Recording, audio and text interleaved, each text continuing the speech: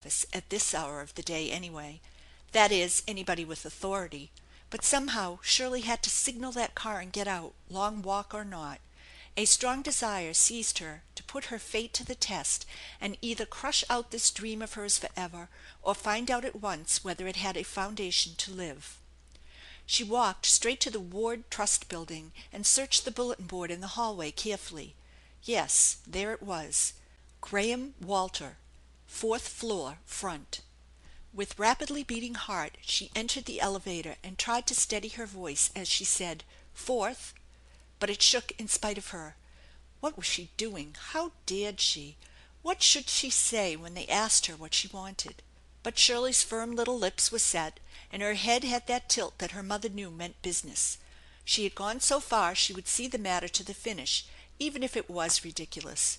For now that she was actually on the elevator and almost to the fourth floor, it seemed the most extraordinary thing in the world for a girl to enter a great business office and demand that its head should stoop to rent her an old barn out in the country for the infinitesimal sum she could offer. He would perhaps think her crazy and have her put out. But she got out of the elevator calmly and walked down the hall to where a ground glass door proclaimed in gold letters the name she was hunting. Timidly she turned the knob and entered a large room, spacious and high-ceiled, with Turkish rugs on the inlaid floor, leather chairs, and mahogany desks.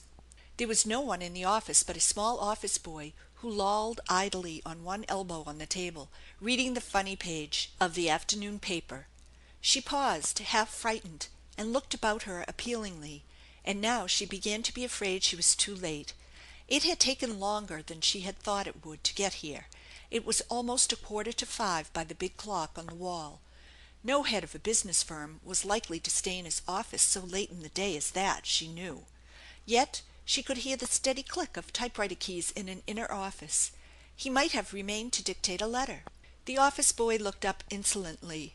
" Is Mr. Graham in ?" asked Shirley. " Which Mr. Graham ?"" Why," hesitating and catching the name on the door, " Mr. Walter Graham." " No, he isn't here. Never here after 4 o'clock." The boy dropped on his elbow again and resumed his reading. "Oh!" said Shirley, dismayed now in spite of her fright, as she saw all hope fading from her. " Well, is there another is the other Mr. Graham in?" Some one stirred in the inner office and came across to the door, looking out. Some one with an overcoat and hat on.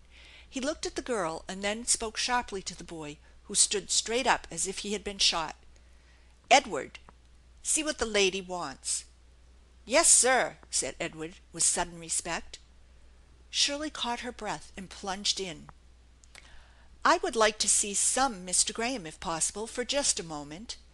There was something self possessed and businesslike in her voice now that commanded the boy's attention. Her brief business training was upon her. The figure from the inner room emerged and took off his hat. He was a young man and strikingly handsome, with heavy dark hair that waved over his forehead and fine, strong features. His eyes were both keen and kind. There was something luminous in them that made Shirley think of Doris's eyes when she asked a question. Doris had wonderfully wise eyes. " I am Mr. Sidney Graham," said the young man, advancing. " What can I do for you?" " Oh, I wanted to ask you about a barn," began Shirley eagerly, then stopped abashed. How could she ask this immaculate son of luxury if he would rent a young girl his barn to live in during the summer? She could feel the color mounting in her cheeks, and would have turned and fled gladly if a way had been open. She was aware not only of the kind eyes of the man upon her, but also of the gaping boy taking it all in, and her tongue was suddenly tied. She could say no more.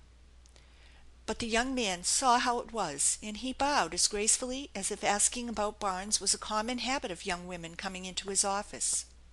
" Oh, certainly," he said. " Won't you just step in here a moment and sit down?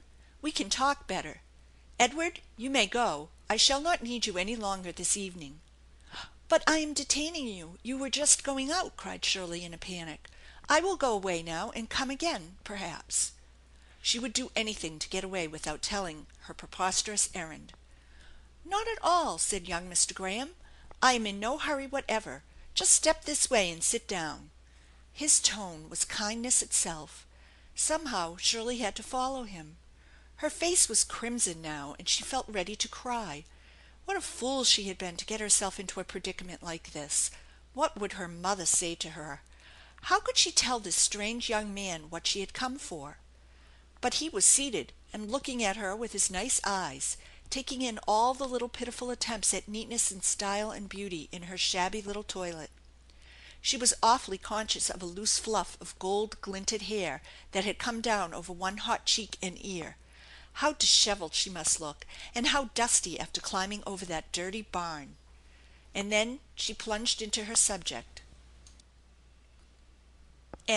Chapter 3